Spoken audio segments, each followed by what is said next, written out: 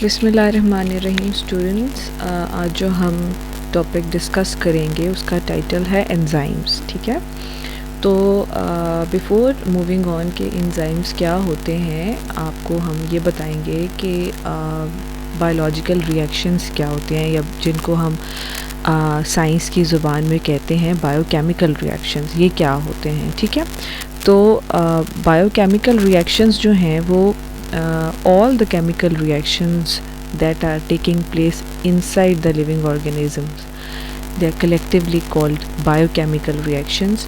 और in biochemical reactions में जो हैं वो कुछ जो हैं वो ऐसे रिएक्शंस हैं कि उनके रिज़ल्ट में चीज़ें बन रही हैं, और कुछ रिएक्शंस ऐसे हैं कि जिनके रिज़ल्ट में जो चीज़ें हैं वो ब्रेक डाउन हो रही हैं, बड़े मॉलिक्यूल्स हैं वो ब्रेक डाउन हो रहे हैं। तो दो तरह के जो हैं वो आपके पास बायोकेमिकल रिएक्शंस आते हैं। तो वो केमिकल रिएक्शंस जिनमें चीज़ें जो हैं वो सिंथेसाइज हो रही हैं, ठीक है, उनको हम लोग बोलते हैं एनाबॉलिक रिएक्शंस। ठीक है, और वो रिएक्शंस जिनमें जो है वो चीज़ें सिंथेसाइज नहीं हो रही बल्कि ब्रेक डाउन हो रही हैं, उनको हम लोग बोलते हैं कैटाबॉलिक रिएक्शंस। ठीक है, तो जो एनाबॉलिक रिएक्शंस हैं उनमें जो है वो चीज़ें सिंथेसाइज हो रही हैं, और जो कैटाबॉलिक रिएक्शन हैं उनमें जो लार्जर मॉलिक्यूल हैं they are basically broken down. ठीक है, और catabolic reaction plus anabolic reactions are collectively called metabolism. ठीक है, यहाँ पे हम इसको एक इक्वेशन की फॉर्म में लिख देते हैं। ठीक है, catabolic plus anabolic reactions they are equal to metabolism. ठीक है, मतलब कि मेटाबॉलिज्म के अंदर ये दोनों तरह के रिएक्शंस आ जाते हैं। ठीक है, अच्छा, अब अगर मैं आपको इसकी एग्ज़ाम्पल देना चाहूँ तो कैटाबॉलिक रिएक्शंस में जो हम आइंदा भी पढ़ेंगे, पहले भी मैं आपको बताती रही हूँ एक एग्ज़ाम्पल, वो है रेस्पिरेशन की। ठीक है, जबकि आपके जो दूसरे एनाबॉलिक रिएक्शन जिनमें हम सिंथेसिस की बात करते हैं उनको हम लोग उनकी एग्ज़ाम्पल के तौर पे हम लोग लिख सकते हैं फोटोसिंथेसिस। ठीक है, अच्छा, फोटोसिंथेसिस। ठीक है, तो ये जो दो रिएक्शंस हैं ये भी मैंने आपको लोकेट कर दिए कि ये कौन कौन से रिएक्शन हैं जो कि किसी भी लिविंग ऑर्गेनिज्म के अंदर हो रहे हैं, चाहे वो ह्यूमन है, चाहे वो एनिमल है, चाहे वो प्लांट है, चाहे वो बैक्टीरिया है। ठीक है, अच्छा, अब ये जितने भी आपके बायोकेमिकल रिएक्शंस हैं इनको कैरी ऑन करने के लिए एक कांस्टेंट सप्लाई चाहिए होती है किसकी, एनर्जी की। ठीक है, कांस्टेंट सप्लाई चाहिए होती है एनर्जी की, और वो जो एनर्जी है उसको मेक श्योर करने के लिए कि वो अवेलेबल हो आपके जो सिस्टम, मतलब कोई भी रिएक्शन होता है उसको कैरी आउट करने के लिए ख़ास अमाउंट ऑफ एनर्जी चाहिए होती है, और उस मिनिमम एनर्जी को हम लोग बोलते हैं एक्टिवेशन एनर्जी। ठीक है, तो कोई भी रिएक्शन चाहे वो कैटाबॉलिक हो नेचर में या एनाबॉलिक रिएक्शन हो, उसको स्टार्ट करने के लिए एक minimum amount of energy require होती है। उस मिनिमम अमाउंट ऑफ एनर्जी को हम बोलते हैं एक्टिवेशन एनर्जी। ठीक है, इसकी एग्जांपल ये है, और ये basically it also activation energy also acts as a barrier of a energy. ठीक है, जैसा कि फॉर एग्जांपल ये एक स्टोन है, स्टोन ए पोजीशन से आपने इस बी पोजीशन पे लेके आना है, लेकिन इसको यहाँ पे पहुँचाने से पहले ये एक हिल है जिसके ऊपर से गुजारना पड़ेगा, तब ये यहाँ से यहाँ डिस्प्लेस होगा। ठीक है, तो ये जो हिल है बेसिकली, ये जो हिल है, ये हिल जो है ये अमाउंट ऑफ एक्टिवेशन एनर्जी है जो कि आपको चाहिए आप अपने रिएक्शन को कंप्लीट करने के लिए, अपने प्रोसेस को कंप्लीट करने के लिए, स्टोन को यहाँ से यहाँ पहुँचाने के लिए। इसी तरह से रिएक्टेंट्स को प्रोडक्ट्स में कन्वर्ट करने के लिए एक एनर्जी होती है, बेसिक अमाउंट ऑफ एनर्जी होती है जिसको आपको ओवरकम करना होता है। एनर्जी का एक बैरियर होता है। ठीक है, बैरियर मतलब कोई रुकावट। ठीक है, अच्छा, तो आपके जो बॉडी के अंदर, लिविंग सिस्टम्स की बॉडी के अंदर जो है, इस एनर्जी के बैरियर को ब्रेक डाउन करने के लिए और इसको फैसिलिटेट करने के लिए, आसानी पैदा करने के लिए नेचर ने जो है कुछ बायोलॉजिकल सिस्टम ही बनाया हुआ है एक, और उस बायोलॉजिकल सिस्टम को हम कहते हैं बेसिकली एंजाइम्स, ठीक है। उनको क्या कहते हैं हम? एंजाइम्स। तो एंजाइम्स बेसिकली क्या चीज़ हैं? ये बेसिकली दे आर कंपोजिशन के लिहाज से ये प्रोटीन्स हैं, ठीक है। जैसा कि आप पढ़ते हो ना, कार्बोहाइड्रेट्स, प्रोटीन्स, वाइटामिन्स, तो इन सब न्यूट्रिशन के जो ग्रुप्स हैं उनमें से प्रोटीन के ग्रुप से बिलोंग करते हैं एंजाइम्स, ठीक है। और एंजाइम्स बेसिकली इनका फंक्शन क्या है? इनका फंक्शन है they lower the barrier of energy, ठीक है। They lower the barrier of energy, ठीक है। और कौन सा बैरियर ऑफ एनर्जी? के एक्टिवेशन एनर्जी, ठीक है।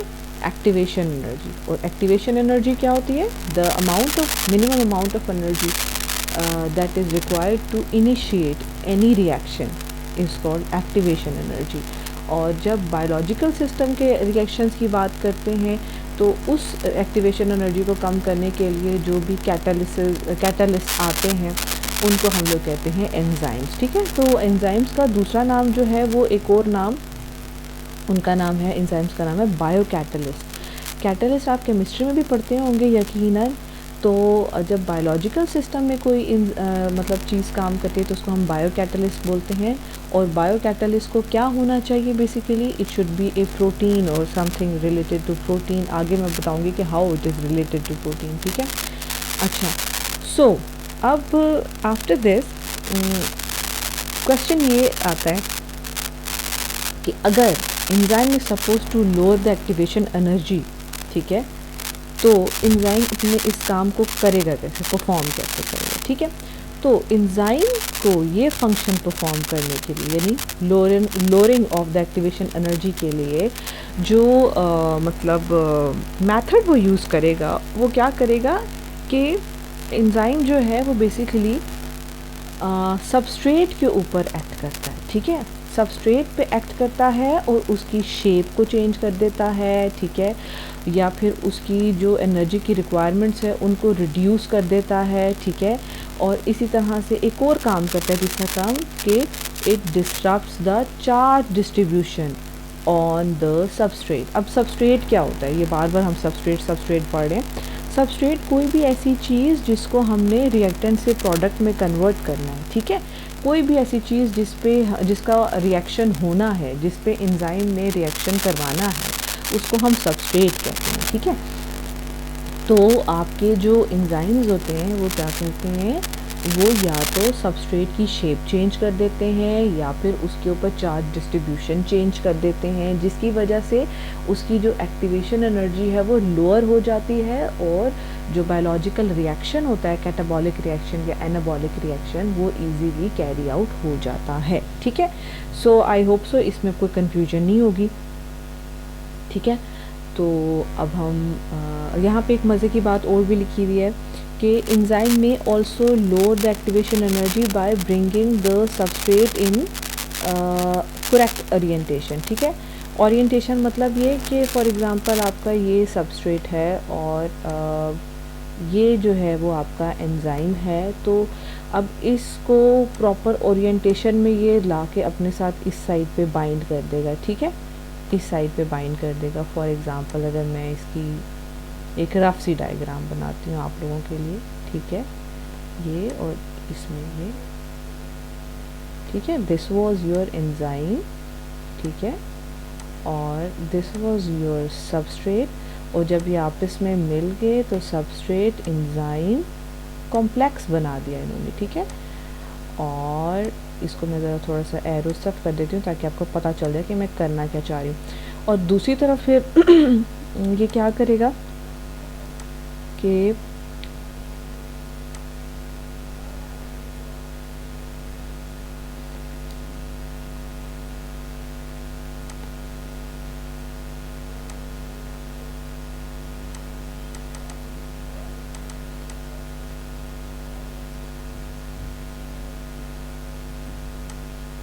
अच्छा, तो ये जो है ये इसको प्रोडक्ट में कन्वर्ट कर देंगे और साथ में जो है आपका एंजाइम जो है वो दोबारा से आपको रिकवर हो जाएगा, ठीक है। ये आपके पास आ गई प्रोडक्ट्स, इसको P से रिप्रेजेंट कर देते हैं और इज द थर्ड स्टेप, ठीक है। This is first step and this is the second step, ठीक है।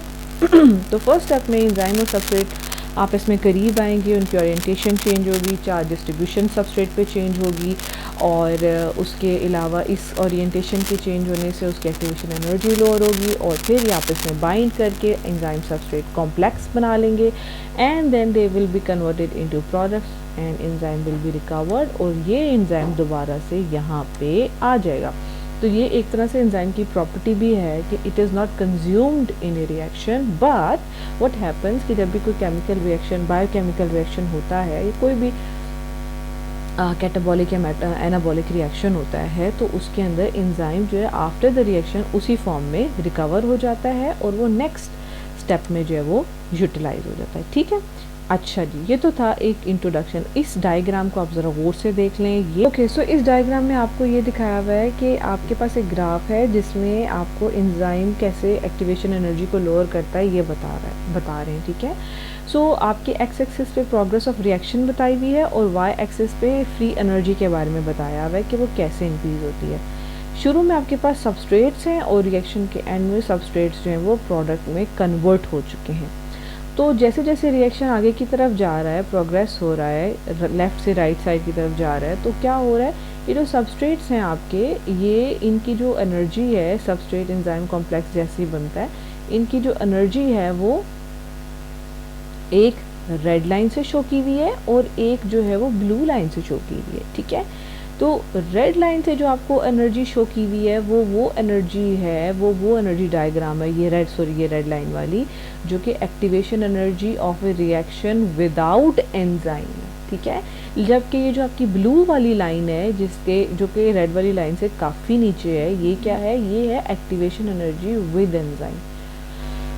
सो crux of the story is that कि जब आप किसी भी रिएक्शन में एंजाइम ऐड करते हो तो देखो कितना ज़्यादा फ़र्क आ जाता है, ठीक है।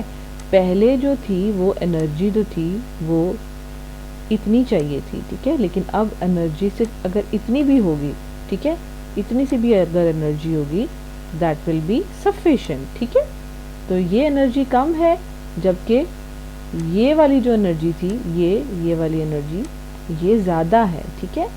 तो इसका मतलब ये हुआ कि जो एंजाइम हैं जब किसी रिएक्शन में ऐड किए जाते हैं, तो एक्टिवेशन एनर्जी, ये जो आपने हमने पिछली डायग्राम में पढ़ी है, उसी को ग्राफिकली आपको शो किया हुआ है, एक्टिवेशन एनर्जी की अमाउंट जो है वो कम हो जाती है, ठीक है। अच्छा, यहाँ पे दिया हुआ है कि कुछ एंजाइम्स जो हैं बच्चे वो होते हैं इंट्रासेलुलर एंजाइम्स, और कुछ होते हैं वो एक्स्ट्रा सेलुलर एंजाइम्स होते हैं। इंट्रासेलुलर एंजाइम्स वो होते हैं जो कि इनसाइड द सेल काम करते हैं, जैसा कि इन्होंने दिया हुआ है glycolysis working in the cytoplasm. अब साइटोप्लाज्म कहाँ पे होता है, cytoplasm is inside the cells, लेकिन जो आपका पेप्सिन एंजाइम है it is working in the stomach, और स्टमक की कैविटी में, कैविटी मतलब होता है खाली स्पेस, जैसे आपकी बकल कैविटी आपके माउथ के लिए यूज़ होता है, और इसी तरह से स्टमक कैविटी मतलब स्टमक के अंदर फ्री स्पेस, ठीक है। तो आपका जो पेप्सिन एंजाइम होता है डाइजेशन में इन्वॉल्व होता है, और ये जो है ये सेल से बाहर स्वीट होता है, और आपके स्टमक में से जो भी फूड गुजरता है, मोस्टली प्रोटीन पार्ट जो है फूड का, उसको डाइजेस्ट करने में हेल्प करता है पेप्सिन जो है, ठीक। अच्छा जी।